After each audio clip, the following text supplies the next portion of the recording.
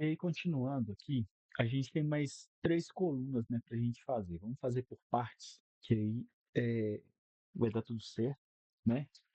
Primeiro aqui, o rendimento, a gente vai deixar para fazer por último, por quê? Porque quando é juros simples, a gente consegue fazer o rendimento aqui mais tranquilo. Então, se eu pegar e falar que o meu montante vezes a minha taxa, eu vou achar o meu valor. Só que a fórmula de juros compostos, né, que a gente vai utilizar tanto para o médio e para o longo prazo, ele vai me dar o total resgatado. Ele não vai me dar o rendimento. Então, o que que eu vou ter que fazer? Um menos o outro, né? Ou seja, o total resgatado menos o valor. Que aí eu vou achar o quê? O que rendeu. Então, eu vou deixar para fazer essa formulinha é, é, no final, tá? Depois de fazer o total resgatado, porque ela vai ficar vai ficar dinâmica e vai me trazer o real, beleza? Tanto do que eu fizer para o médio quanto para o longo prazo. E aí aqui é o seguinte, nós vamos ter que fazer condições aqui também, né? Condicionantes aqui na total resgatado. Por quê? Porque a gente tem três situações.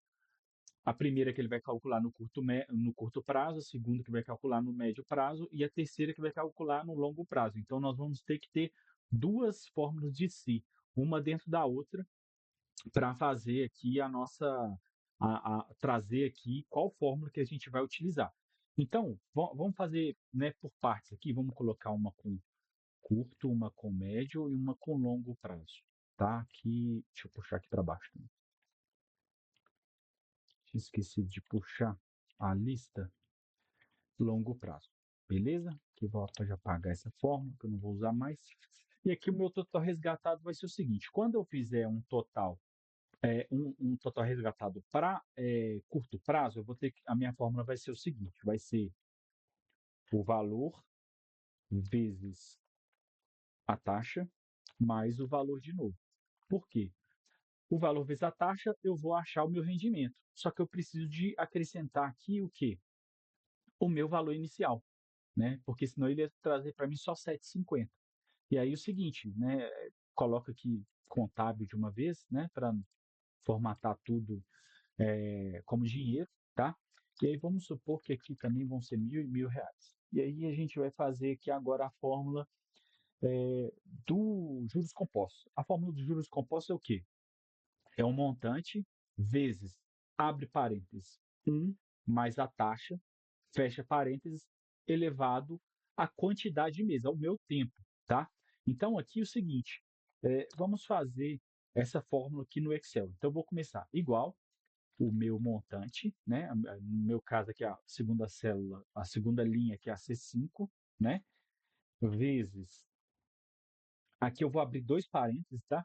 Por que que eu vou abrir dois parênteses? Porque eu vou colocar uma sequência para ele executar de forma correta, tá? Então, o parêntese de dentro, que vai ser executado primeiro, vai ser o quê? Vai ser o 1 mais a taxa. Eu vou puxar a taxa da tabela, a tabelinha aqui no canto, por quê? E vou travar, porque ela vai ser a minha referência. Se eu colocar ela puxando da linha, pode ser que dê algum conflito, né? Quando a gente estiver mexendo ali com copiar e colar a fórmula para baixo, tá? Então vamos deixar fixo aonde? Na nossa tabela de referência, beleza? E aqui agora a gente vai fazer o elevado, né? O elevado, como é que eu faço no Excel? Eu assento circunflexo, tá? O acento circunflexo, eu tenho que apertar duas vezes para ele aparecer, tá? Porque senão ele fica aguardando eu digitar ali uma letra para ele aparecer, ó. Então um exemplo aqui, ó, o E, por exemplo, beleza? Ou então eu posso, né, eu fiz isso mais para vocês verem, eu posso apertar e colocar digitar o número, por exemplo, tá? E aí, nesse caso aqui, no médio prazo, a gente vai pegar o prazo de onde? O mês de onde? Aqui da nossa tabela também, mesma coisa da taxa, tá? E aí, nessa situação de médio prazo, sempre vai ser 3, então eu também fixo, beleza? E eu fecho parênteses para fechar o parênteses aqui, né? Que a gente tinha aberto aqui 2, a gente fecha o segundo. Dou um Enter, ele calculou aqui o médio prazo, beleza? Aqui para baixo também a gente vai fazer praticamente a mesma fórmula, Então, vamos copiar aqui, ó. Dá um Ctrl D, que é copiar a fórmula de cima. A diferença vai ser o quê?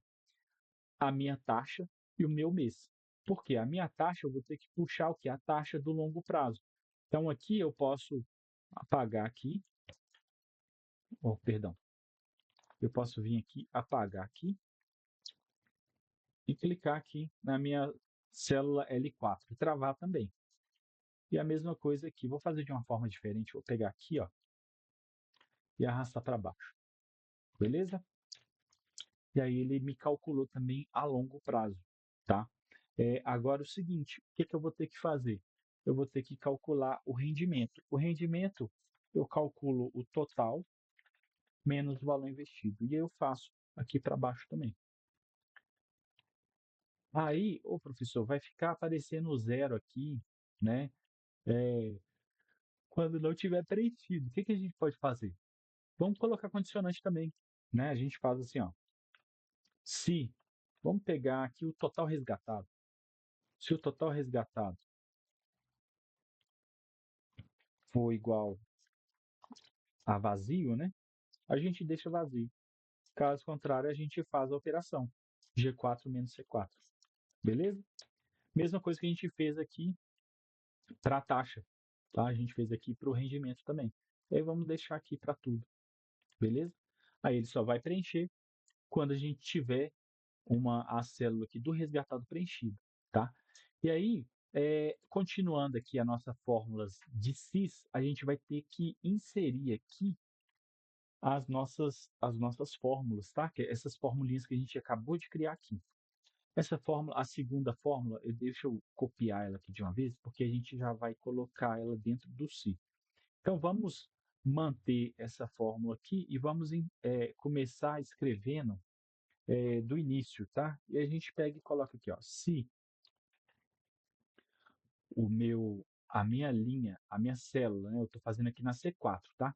Se a minha célula D4 for igual a curto, né, vou escrever aqui, ó, curto, abre parênteses e fecha parênteses. Ele vai fazer o quê? Essa formulinha que eu acabei de criar. C4 vezes E4 mais C4, ok? Caso contrário, ele vai me dar a negação. Assim como a gente fez nas outras planilhas, a minha negação vai iniciar uma outra si, beleza? E aí a gente vai pegar aqui novamente e vai fazer o comparativo. Se D4 for igual a médio, tá? A gente pode escrever aqui exatamente igual, ponto e vírgula. O que que eu vou fazer? A minha segunda forma. Colar aqui a minha segunda forma. O que a gente tem que ajustar aqui é o seguinte: o C5 é a linha de baixo, né? Então eu tenho que puxar o quê? A C4. Eu estou fazendo a fórmula para C4. Então eu mudo aqui 4 de 5 para 4, né? Ou seja, ele está puxando aqui agora. Beleza? E aí, se não for essa fórmula, ele vai executar a última fórmula. Então deixa eu só deixar alguma coisa aqui para quê? Para a gente. Opa, tem que colocar dois parênteses, só coloquei um. Deixa eu deixar ali nada só para a gente copiar a fórmula aqui do terceiro, para ficar mais fácil aqui. A gente vem e copia aqui a nossa terceira fórmula. E aí a mesma coisa, né? A gente tem que mudar aqui de C6 para C4, beleza? E aí a gente dá um Enter aqui e finaliza. Então aqui, ó, agora a gente está calculando a nossa linha aqui, ó, do G para todas, beleza? Ah, perdão. A gente vai ter que colocar mais uma "se" aqui, porque se tiver vazio também, a gente não quer que escreva nada. Então, vamos deixar a nossa planilha a mais limpa possível, né? Então, vamos deixar aqui C4, vamos começar uma outra "se", que é na minha parte de negação, tá? Aqui, onde é que está o C4 vezes 1 mais L4 elevado a M4, é o meu trecho de negação. Aí eu vou colocar outra "se" aqui. E aí eu vou começar a fazer a mesma coisa. Se a minha célula D4 for igual a longo, fecha parênteses, ele vai executar a minha fórmula. Caso contrário, pegar aqui, papá. esse parênteses, depois esse parênteses, tá. Aqui agora, depois desse parênteses, a gente coloca aqui nada. E aí, como a gente inseriu mais uma se, vamos colocar mais um parênteses aqui para fechar. Combinado? Damos um enter aqui, ó. Agora ele está funcionando e pegando aqui, pegando tudo, tá? Puxar a fórmula para baixo. Vai funcionar trabalhando em toda a minha planilha. Beleza? Ah, professor, a gente, ao invés de pegar aqui da nossa tabela, a gente escreveu. A gente pode usar das duas formas. Só que quando a gente colocar uma situação em que é uma palavra escrita, que a gente queira colocar na nossa fórmula do se, a gente tem que colocar entre parênteses. Se a gente colocar sem parênteses, ele não vai dar certo, tá? Aqui, ó, deixa eu. Tá vendo? Ele já deu falha de cara. Por quê? Porque o primeiro se, tá? Se eu tivesse alterado é, posteriormente, talvez o se até funcionar. Só que aí, como é o primeiro se, ele não funciona. E aí, o seguinte, a fórmula se ela funciona da seguinte maneira: ela testa a condição, se for verdadeira, ela para aqui, ela não continua realizando. Caso contrário, essa condição não é verdadeira, ela vai para falsa. Por isso que a gente coloca uma se dentro da outra na situação falsa. Por quê? Se a gente está numa situação em que ela não foi verdadeira, a gente passa para falsa. E a falsa a gente coloca outra condicionante. Tá ok? É mais fácil a gente trabalhar jogando assim na condição falsa do que jogar na verdadeira. Se a gente jogar na verdadeira, dá aí uma. Dá para fazer, mas dá uma confusão mental aí na hora de fazer o raciocínio, de estruturar o raciocínio. Então, eu sugiro que vocês coloquem sempre na negação, porque fica mais fácil de pensar e elaborar o raciocínio, tá? Opa, aqui essa fórmula não pode apagar. O que tem que apagar é aqui, ó. Aqui e na data. Essas aqui, ó, e aqui no prazo. Essas aqui vão ser todas automatizadas, tá? Então, não mexam nessas fórmulas, não apaguem. Deixem ela com a condicionante de escrever vazio e elas ficarem vazias. Que a partir do momento que vocês preencherem a linha B, C e D, elas já fazem o trabalho aqui para vocês, sem precisar de ficar fazendo fórmula toda hora que vocês forem preencher a planilha.